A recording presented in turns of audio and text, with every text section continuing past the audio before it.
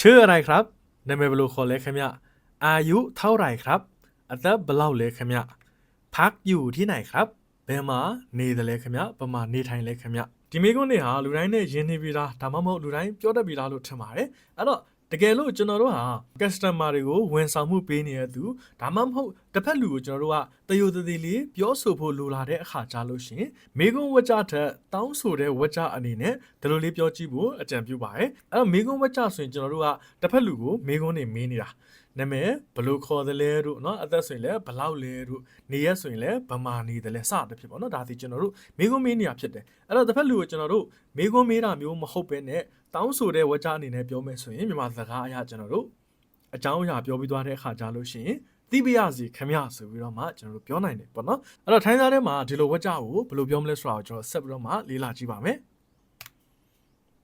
ကဲအဲ့တော့ပထမဆုံးသိတယ်ဆိုတဲ့သကလုံးကိုနှစ်မျိုးပြောနိုင်ပါတယ်ရူရာအတန်ဒီလာအတန်နဲ့အစားထိုးနိုင်တယ်ဒါကြောင့်မို့လို့ရူသို့မဟုတ်လာအတန်နဲ့လူဆိုပြီးတော့လည်းထွက်လို့ရပါတယ်ကဲအဲ့တော့သိတာကိုရူလို့ပြောလို့ရတဲ့အပြင်စားဆိုပြီးတော့လည်းပြောလို့ရပါတယ်အဲ့တော့ဒီဝက်ကြမှာကျွန်တော်တို့ဒီစားဆိုတဲ့စကားလုံးကိုသုံးပြရမှာဖြစ်တယ်အဲ့တော့ rule ကိုကျွန်တော်ဖယ်ထုတ်လိုက်ပါမယ်ကဲအဲ့တော့စားအတန်ထွက်အသေးစိတ်လေးပြောကြည့်ပါမယ်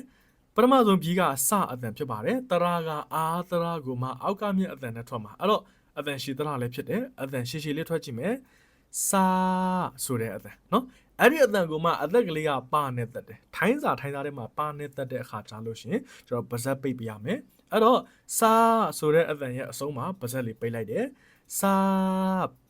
းဆိုတဲ့အတန်ဖြစ်ပါတယ်ဟုတ်ပြီအဲ့တော့သိတာကိုစားဆိုတော့မှပြောရမယ်ပြီးတော့လို့ရှိရင်ဘရစီဆိုတဲ့စကားလုံးအတွက်ကျွန်တော်တို့ခေါ်ဆိုတဲ့စကားလုံးသုံးပါမယ်တဝေထုခရေးချချစ်ထိုခေါ်လို့ရေးတာဒါမဲ့အတန်ထွက်ဒီ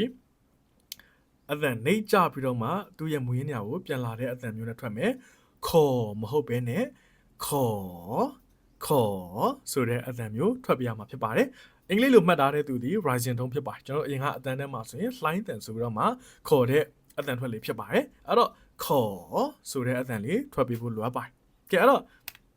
့ခေါ်ဆိုတဲ့စကားလုံးကတောင်းဆိုတဲ့စကားလုံးဖြစ်ပါတယ်စကားလုံးဘာသာပြန်တဲ့ခါကြလို့ရှိရင်ပေးပါဆိုတဲ့အဓိပ္ပာယ်မျိုးဘရားစီဆိုတဲ့အဓိပ္ပာယ်မျိုးတက်ပါတယ်ဥမာဆိုပါစို့တခုခုလိုချင်လို့ကျွန်တော်တို့တောင်းဆိုတဲ့အခါကြားလို့ရှိရင်ရေပေးပါထမင်းပေးပါဆိုရင်ကျွန်တော်ထိုင်းသားထဲမှာခေါ်နဲ့တောင်းရပါတယ်ခေါ်နမ်းหน่อยတို့ခေါ်ข้าวหน่อยတို့စတဲ့ဖြစ်ပေါ့နော်ဒါလိုလေးပြောပြရတာဖြစ်ပါတယ်အဲ့တော့ခေါ်ဆိုတဲ့စကားလုံးဒီတောင်းဆိုတဲ့စကားလုံးလို့ကျွန်တော်တို့မှတ်ထားနိုင်ပါတယ်အဲ့တော့ဒီနှလုံးကိုကျွန်တော်ပေါင်းလိုက်တဲ့အခါကြားလို့ရှိရင်ခေါ်စားလို့ပြောလိုက်တဲ့ဆိုရင်ဒါတိပိယစီဆိုတဲ့အဓိပ္ပာယ်ဖြစ်သွားပါတယ်အမှနည်းနည်းလေးလိုအပ်သေးတယ်ပြည့်စုံတယ်လို့နဲ့မပြည့်စုံသေးဘူးဆိုပါစို့နာမည်တိပိယစီဆိုရင်နည်းနည်းလေးစကားပြည့်မှုမရှိသေးတယ်လို့တော့ဖြစ်နေတယ်ပေါ့နော်အဲ့တော့ကျွန်တော်မြန်မာစကားအရာဆိုဘာထည့်ပြောလို့ရလဲဆိုတော့နာမည်လေးတိပိယစီနော်ကျွန်တော်အသက်လေးတိပိယစီစတဲ့ဖြစ်ပေါ့နော်အဲ့တော့လေးဆိုတဲ့စကားလုံးနေရာမှာကျွန်တော်ထိုင်းသားထဲမှာဘာထည့်ပြောရမလဲဆိုတော့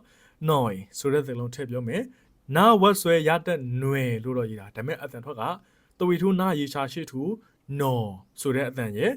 e ဆိုတဲ့အတန်အဲ့နှစ်တန်ကိုကျွန်တော်တခွန်းနဲ့အတန်ဆက်လိုက်မယ်နော်နဲ့ e နဲ့တခွန်းနဲ့မှာ noi ဖြစ်တယ်နော်အဲ့တော့ရေးတဲ့အခါမှာတော့ຫນွေလို့ပဲရေးထားလိုက်ပါတယ်အတန်ကနော်နဲ့ e နဲ့ဆက်ထားတဲ့အတန်မျိုးဖြစ်ပါတယ် noi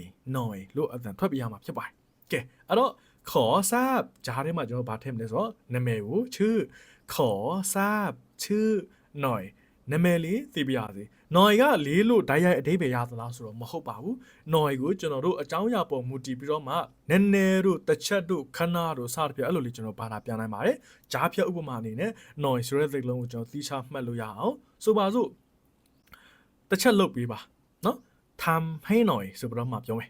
ทำให้หน่อยအဲ့တော့ဒီနေရာမှာหน่อยကတစ်ချက်ခဏနည်းနည်းဆိုပြီးတော့မှဘာသာပြန်နိုင်တယ်တစ်ချက်လုပ်ပြီးပါခဏလုပ်ပြီးပါနည်းနည်းလုပ်ပြီးပါအဲ့လိုပြောတဲ့အခါတိုင်းမှာတစ်ချက်ခဏနည်းနည်းဆိုတဲ့စကားလုံးတွေအတွက် noi ဆိုတဲ့စကားလုံးကိုသုံးပြရတာဖြစ်တယ်အဲ့တော့လက်ရှိအကြောင်းအရာအရဆိုရင် noi ဆိုတဲ့စကားလုံးကိုလေးဆိုပြီးတော့မှကျွန်တော်သုံးလိုက်ပါတယ်ဘာလို့လဲဆိုတော့နာမည်တစ်ချက်သိပြရစီနာမည်ခဏသိပြရစီနာမည်နည်းနည်းသိပြရစီဆိုတာထက်မြန်မာစကားအရာနာမည်လေးသိပြရစီလို့ပြောတာဒီစကားလုံးပို့တော့မှပြပြတယ်ပို့ပြီးတော့မှစီလျော်မှုရှိတယ်ပေါ့နော်ဒါကြောင့်မလို့ကျွန်တော်တို့ဒီစီလျော်တဲ့အတိုင်းလေးဆိုတာလေးကိုသုံးတာဖြစ်တယ်လေးကိုหน่อยလို့ဓာတ်ရိုက်ပြောတယ်ဆိုပြီးတော့မှအဲ့လိုမှတ်မယ်ဆိုရင်လည်းရာနှုန်းပြည့်မမှန်ပြန်ဘူးပေါ့နော်ကဲအဲ့တော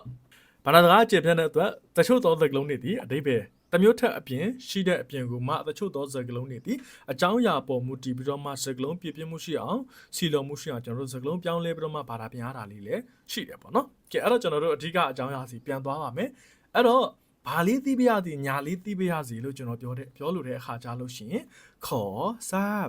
အကြောင်းအရာလေးထည့်ပြောမယ်ပြီးသွားလို့ရှိရင်နော်ရင်နဲ့ဆုံးမယ်ခင်ဗျားတွေရှင်းတယ်နဲ့လည်းထပ်ဆုံးလို့ရသေးရဲ့နော်ကျွန်တော်စကားယဉ်ကြည့်အောင်ယောက်ျားလေးဆိုလဲ crab နဲ့ဆုံးလို့ရတယ်မိန်းကလေးဆိုရင်လည်းခါနဲ့ဆုံးလို့ရတယ်ပေါ့နော်ကဲအဲ့တော့ကျွန်တော်ဆောနာကမေးခွန်းအနေနဲ့ပြောခဲ့တဲ့ชื่ออะไรครับอายุเท่าไหร่ครับพักอยู่ที่ไหนครับလို့ပြောလိုက်တဲ့ဝါကြတွေကိုဒီတစ်ခါကျွန်တော်တောင်းဆိုတဲ့ဝါကြအနေနဲ့ขอทราบชื่อหน่อยครับနာမည်လေးသိပါရစေခင်ဗျဟုတ်ပြီขอทราบอายุหน่อยครับအသက်လေးသိပါရစေခင်ဗျขอทราบที่อยู่หน่อยครับလိပ်စာလေးသိပါရစေခင်ဗျဆိုပြီးတော့မှပြောလိုက်တာဖြစ်ပါတယ်ကျေးဇူးတင်ပါတယ်ခင်ဗျာ